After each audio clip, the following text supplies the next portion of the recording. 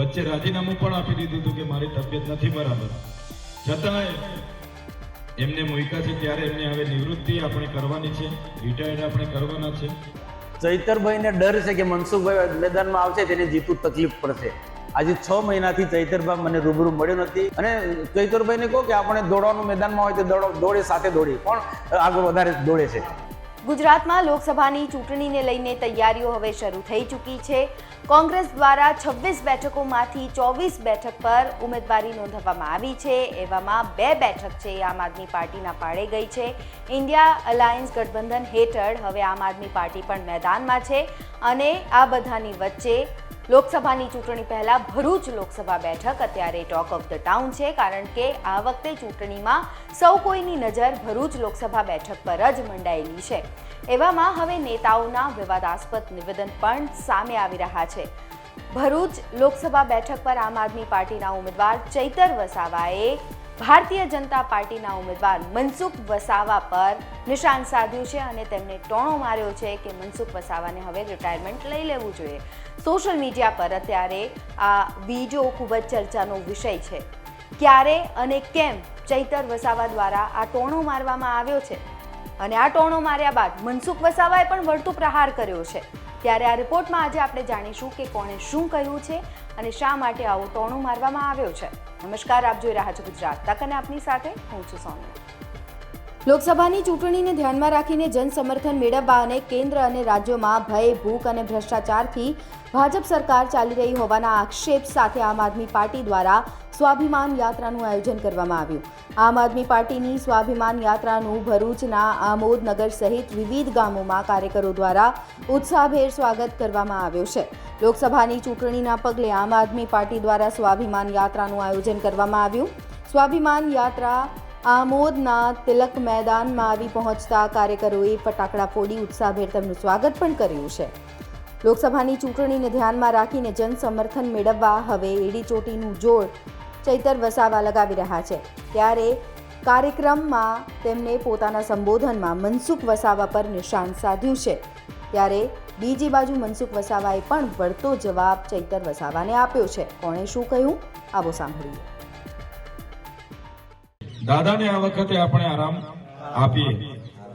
ઘણીવાર તબિયત નાદુરસ્ત હોય છે, એમની અનેક ફરિયાદ હોય છે, વચ્ચે રાજીનામું પણ આપી દીધું હતું કે મારી તબિયત નથી બરાબર, છતાંય એમને મૂક્યા છે ત્યારે એમને હવે નિવૃત્તિ આપણે કરવાની છે, રિટાયર્ડ આપણે કરવાના છે. અને હું તમને વિશ્વાસ આપું છું, હું 12 દિવસથી ખરેખર હું તે વખતે જેલમાં હતો. એક ષડયંત્રના ભાગરૂપે અમને જેલ થઈ. હું જેલમાં હતો. માન્ય કેજરીવાલજી નેત્રંગે એક સભા કરીને મારું નામ જાહેર કર્યું. ત્યારે મને ચિંતા હતી કે શું થશે, શું થશે, શું થશે. પણ હું આ 12 દિવસ યાત્રામાં ફર્યો છું. 12 દિવસ, આજે 12મો દિવસ થોડો અમારી સંકલનના અભાવે થોડું આગળ પાછળ થઈ ગયું.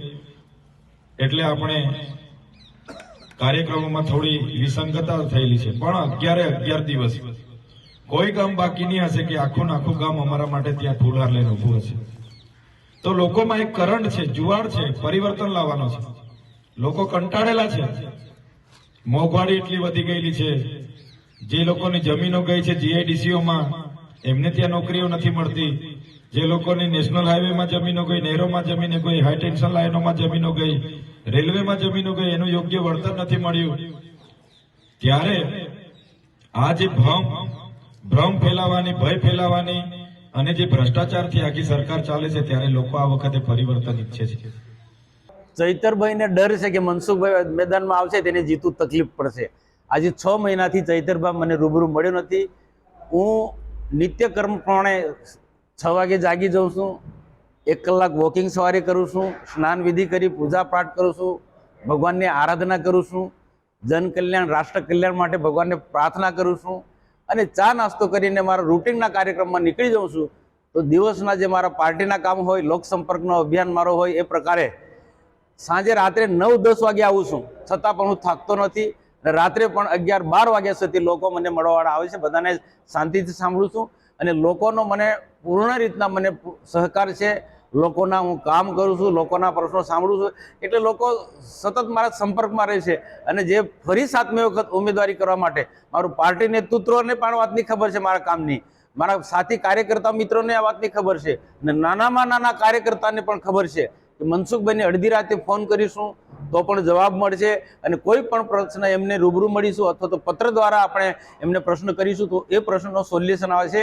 એ પાર્ટીનો કાર્યકર્તા હોય કે ન હોય, સામાન્ય માનવી પણ મને ખૂબ સારી રીતે જાણે છે. અને આ લોકો બધાએ પાર્ટીને અલગ અલગ એકમ માધ્યમથી ઉમેદવાર માટે, એવું નથી કે કોઈ એક કે બે આના વ્યક્તિઓના આધારે કે બે જૂથના આધારે ઉમેદવાર નક્કી થઈ જતો છે. આ ભારતીય જનતા પાર્ટી છે, મૂલ્ય આધારિત પાર્ટી છે, અને મોદીની પાર્ટી છે, શિસ્તબદ્ધ પાર્ટી છે.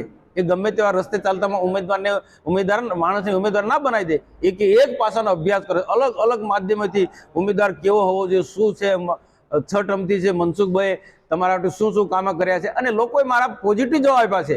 એટલે ચૈતરભાઈને શું છે, હારવાનો છે, એટલે શું છે, ઉમેદવાર પર આક્ષેપ કરે. બીજા બધા, મારે 65 વર્ષ છે, આજે રાજનીતિમાં 75-80 વર્ષના લોકો કામ કરે છે. એટલે તંદુરસ્તી મારા માટે કોઈ પ્રશ્ન જ નથી. અને ચૈતરભાઈને કહો કે આપણે દોડવાનું મેદાનમાં હોય તો દોડે, સાથે દોડીએ, કોણ આગળ વધારે દોડે છે. તો આ રિપોર્ટમાં બસ આટલું જ.